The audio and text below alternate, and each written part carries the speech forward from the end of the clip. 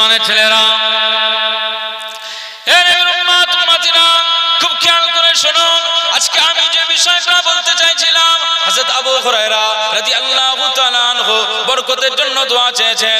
নবীজি দোয়া চাইলেন, নবীজি দোয়া করে দিলেন, চাদরে বরকতের ছোঁয়া লাগিয়ে দিলেন, ওই চাদর গায়ে দিলেন।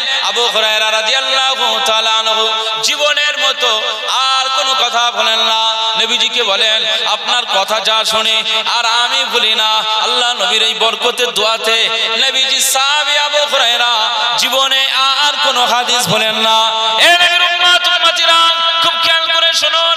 এই মাহে রমজান শরীফ মাসে আবু হুরায়রা কি করতেন? হযরত আবু হুরায়রা রাদিয়াল্লাহু তাআলা আনহু তিনি তার বাড়িতে 3টে স্তন করে দিতেন। তিনি রোজার মাসে সন্ধ্যা থেকে নিয়ে ফজর পর্যন্ত সারা রাত জুড়ে তিনি তার ঘরটাকে ইবাদতের ঘর বানিয়ে রাখতেন।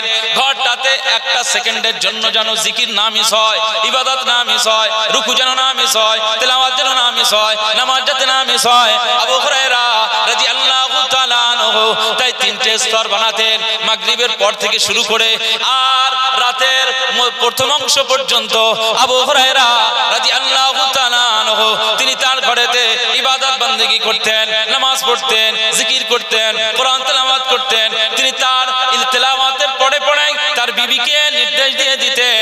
বিবি তার রাতের দ্বিতীয় ভাগটাকে শুরু করতেন। রাতের দ্বিতীয় ভাগে তার বিবি কোরআন তেলাওয়াতে মশগুল হতো, নামাজে মশগুল হতো, জিকিরে মশগুল হতো। এভাবে সেহরির পূর্ব সময় পর্যন্ত আবু হুরায়রা রাদিয়াল্লাহু তাআলা আনহু তার বিবিকে এভাবে ইবাদতে জাগিয়ে রাখতেন। তার বিবির ইবাদত বন্দেগীর পরে তৃতীয় অপশন ফজর পর্যন্ত, এই তৃতীয় পর্যায়ে তার খাদেম ছিল আবু হুরায়রা। আবু হুরায়রার খাদেমকে বলতেন, আয় খাদেম, এই তৃতীয় রাতটা তোমার জন্য বরাদ্দ। তুমি এই ফজর পর্যন্ত, সকাল পর্যন্ত আমার ঘরটাতে ইবাদত করবে, জিকির করবে, তুমি তেলাওয়াত করবে, নামাজ পড়বে, রুকু করবে।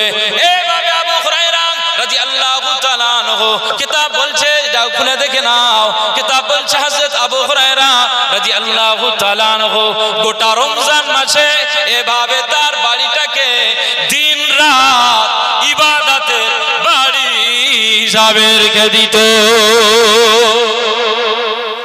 জোরে বলতে পারলেন না? দিন এবং রাত, সারা দিন রাত তার বাড়িটায় ইবাদতের বাড়ি করে রাখতেন। মানে জিকির ছাড়া, জিকির বন্ধ হতো না, তেলাওয়াত বন্ধ হতো না, কোরআন তেলাওয়াত বন্ধ হতো না, ইবাদত বন্ধ হতো না।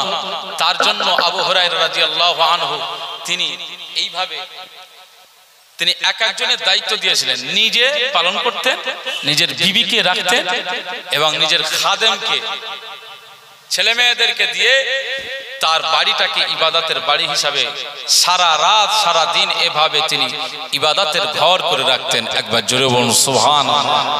রোজার মাসে এভাবে তিনি গোটা রোজার মাসটা এভাবে রুটিন তার ছিল। আর আমরা রমজান মাসে শুধু বহু ছেলেরা রয়েছে তারাবি পড়বে না, বহু ছেলেরা আছে ইফতারির পরে বারাসাতে চলে যাবে। ইফতারি খাবার পরে আর খাওয়া যায়? ইফতারি খাবার পরে আর খাওয়া যায় না? ইফতারির পরে এবারে তারাবির জন্য আমাদের তো কষ্ট হয়। আমরা কোরআন শরীফ তারাবিতে আলহামদুলিল্লাহ কোরআন তেলাওয়াত করি, দোয়া চাইছি আপনাদের কাছে যে আমাদের জন্য একটু দোয়া করবেন। যেহেতু এই সারা সিজনে এই মাসে রোজা, এই ওয়াজ নসিহাতের পরে সারা রাত জেগে এই ফজরের সময় ঘুমিয়ে শরীরের একটা এনার্জি লেস হয়ে যায়।